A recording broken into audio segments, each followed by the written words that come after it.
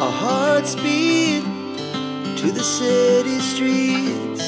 We began to feel the fire. We rise like tall buildings as the chemicals they take us higher. 반갑습니다. 열린 이야기입니다. 함께 해주신 여러분들께 대단히 감사드립니다. 오늘의 영상이 도움이 되신다면 구독 버튼과 좋아요 버튼 한번 고려해 보시기 바라겠습니다. 세상을 살아오는 동안에 수십 년 동안 정말 최선을 다하고 살아왔음에도 불구하고 주변 환경이나 주변 사람들로 인해서 혹은 내가 최선을 다했음에도 불구하고 모자람이 있어서 집장만 하는데 놓치시고 또 한 달의 생활비를 걱정해야 되고 또 뜻하지 않은 건강에 문제가 있어서 나이가 65세가 됐는데도 집이 없으신 분들이 많습니다. 세월이 흐름에도 불구하고 우리가 사는 주변에 보면 아직도 반지하에 살고 계시는 분들도 많죠. 이 반지하라는 제도는 사실 오래전에 남북한의 대치 상황에서 우리가 피신할 수 있는 장소로서의 공용 개념으로 만들어진 게 반지하 주택이기도 합니다. 하지만 홍수가 나고 또 장마철이 되면 늘 걱정을 하게 되죠. 65세 이상인 나이가 됐을 때 우리가 조금 편한 집, 그리고 살만한 집, 그리고 남이 봐도 좀 제대로 된 집을 살 수 있는 방법이 있을까요? 있습니다. 일명 고령자 복지주택이다라는 얘기입니다. 고령자 복지주택이 뭐예요? 라고 아시는 분보다 모르시는 분들이 많을 텐데 부모님 혹은 주변에 있어서 좀 도움을 드려야 되겠다라고 생각하시는 분들이 계시면 꼭 알려드려야 할 정부 지원 주택입니다. 나이 들어서 혼자 살기 불편하신 부모님이 계시다면 어디서 어떻게 지내야 할지 고민이 되시기도 하죠. 아까 말씀드린 것처럼 반지하 같은 경우도 특히 그렇고요. 오늘은 정부가 제공하는 고령자 복지주택이라는 것에 대해서 알려드리도록 하겠습니다. 혹시 이해가 안 되시는 분들이 계시면 영상 한 번 더 보시고 이해를 하시기 바라고요. 자, 저렴한 임대료, 그리고 안전한 구조, 또 복지 서비스의 프로그램 혜택 지원까지 누릴 수 있는 이 고령자 복지주택. 노후 걱정 이제 조금은 내려놓으셔도 되지 않을까 싶습니다. 고령자 복지주택이라는 게 뭘까요? 고령자 복지주택은 만 65세 이상 노인들을 위해서 국가가 제공하는 공공임대주택입니다. 단순한 주거 공간이 아니라 돌봄, 또 건강, 여가 서비스를 함께 제공한다는 게 가장 큰 특징입니다. 옛날에 임대아파트라는 개념하고는 좀 다릅니다. 누구를 위한 공간일까요? 기초생활수급자나 차상위 계층한테 해당이 됩니다. 혼자 사시거나 노인 부부로 구성이 되어 있는 가구도 가능하고요. 일상생활은 가능하지만 돌봄, 도우미가 필요한 분들, 요양보호사가 필요한 분들도 해당이 됩니다. 어떠한 모습일까요? 이 주택은 무장애 설계로 보통 만들어집니다. 무장애 설계라는 게 뭔가 들어보십시오. 휠체어도 문제없는 넓은 복도, 장애가 없이 설계가 됐다는 겁니다. 장애, 이거는 이제 내 몸이 장애가 아니라 장애물이라고 보시면 되죠. 욕실 미끄럼 방지 처리가 되어 있고 곳곳에 설치된 손잡이 그리고 엘리베이터는 기본입니다. 이 가지고 있는 전용 면적, 즉 평당 사이즈는 작지만 생활에 꼭 필요한 구조로서 효율적인 부분이라고 볼 수 있습니다. 여기 복지 서비스 아까 말씀을 드렸는데요. 복지 서비스까지 지원이 됩니다. 예를 든다면 고령자 복지주택에는 복지시설이 따로 건물이 있으면서 함께 있거나 혹은 같은 건물에 층이 다르게 있는 경우가 있습니다.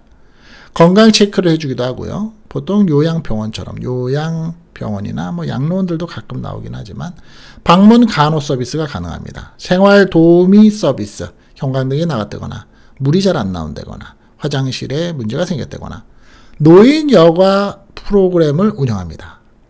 위급한 상황이 만약에 생긴다고 해도 24시간 전화가 됩니다. 대응도 가능하고요. 대응이라는 거는 이제 전화를 했을 때 위급 상황에 대해서 대응을 해주는 그런 부서가 연결이 된다는 거죠. 이제는 혼자 사는 걱정 없이 훨씬 더 내 고독함과 괴로움과 또 낙심을 덜 수가 있습니다. 그러면 고령자 복지주택의 단지에서 운영이 되는, 왜 여기서부터 조금 더 들어보시면 제가 보충 설명을 해드리냐면 임대주택하고 뭐 다를 게 뭐 있어 라고 생각을 하실 수 있기 때문입니다. 이 고령자 복지주택의 단지에서 운영되는 주요 프로그램들이 있습니다. 첫 번째는 건강관리 프로그램이 있습니다.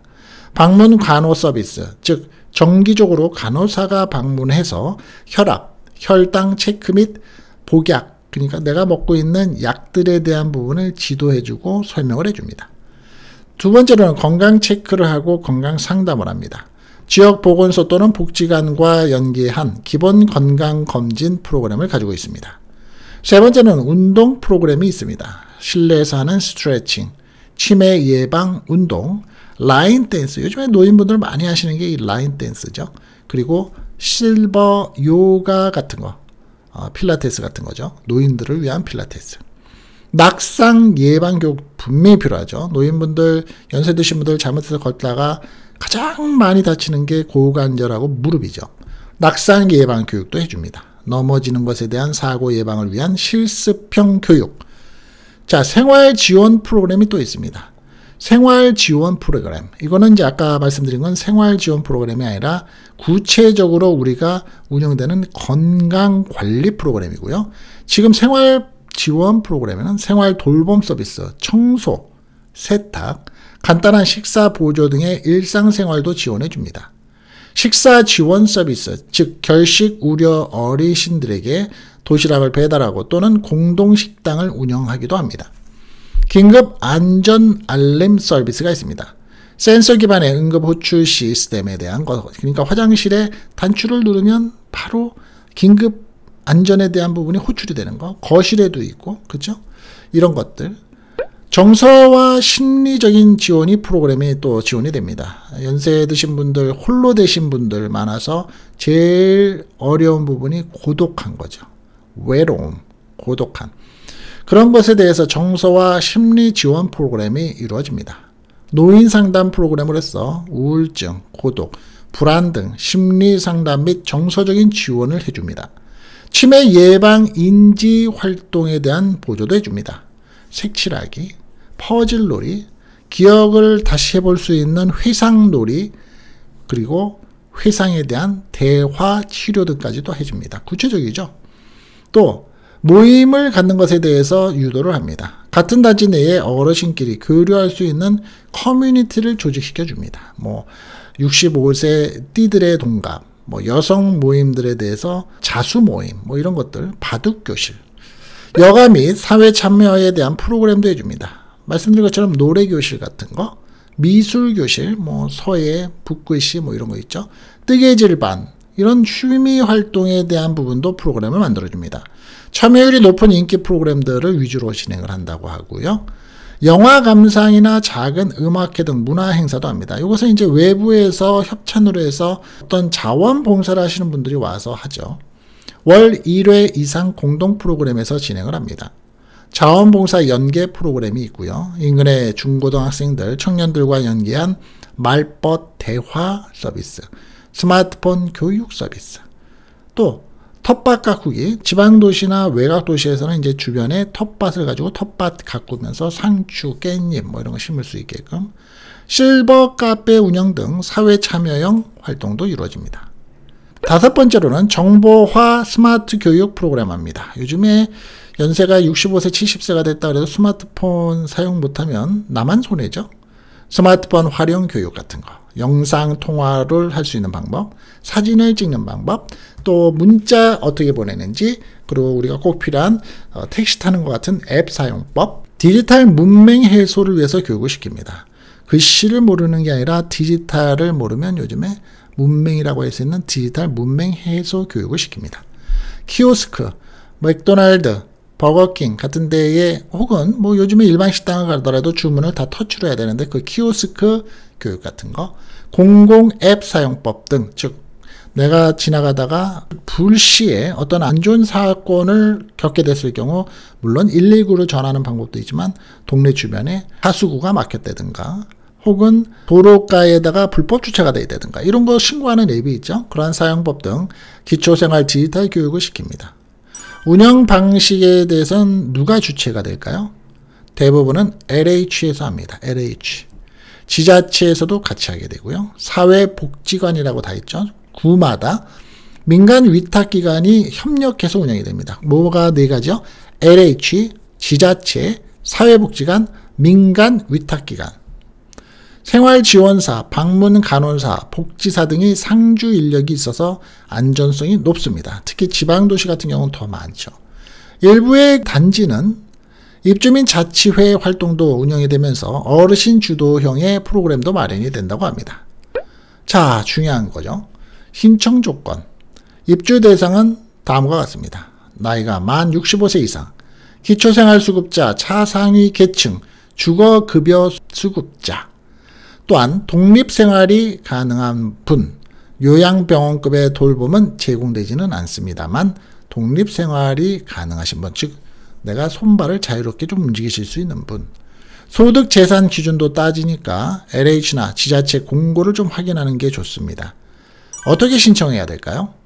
LH나 SH 지자체 홈페이지에서 입주자 모집 공고를 확인하시면 됩니다. 신청서와 신청 서류에 대한 접수를 통해서 내용을 알게 되면 제출을 하시면 되고요.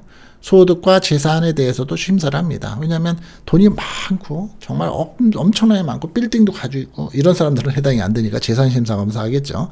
입주 대상자로 선정이 되면 계약을 하셔야 됩니다. 계약 없는 조건은 없죠. 계약 체결을 하신 후 입주가 됩니다. 이러한 모집의 시기는 정해져 있습니다. 그래서 자주 매일매일 시간이 남기 때문에 꾸준히 확인하는 게 중요합니다. 혼자 살아도 외롭지 않고 안전하게 그러한 공간이 진짜 필요하죠. 고령자 복지주택. 이것은 단순한 집이 아니라 돌봄이 있는 삶의 공간입니다. 부모님을 위한 이런 정보들, 오늘의 정보 꼭 공유하시기 바라고요. 자, 오늘 내용이 좋으셨으면 구독과 좋아요 이거 눌러주시는 거 여러분들의 사랑입니다. 열린 이야기였습니다. 다음 영상에서 또 만나고요. 구독 버튼 꼭 고려해보시기 바랍니다. 감사합니다. 열린 이야기였습니다. Our hearts beat to the city streets. We began to feel the fire. We rise like tall buildings as the chemicals they take us higher.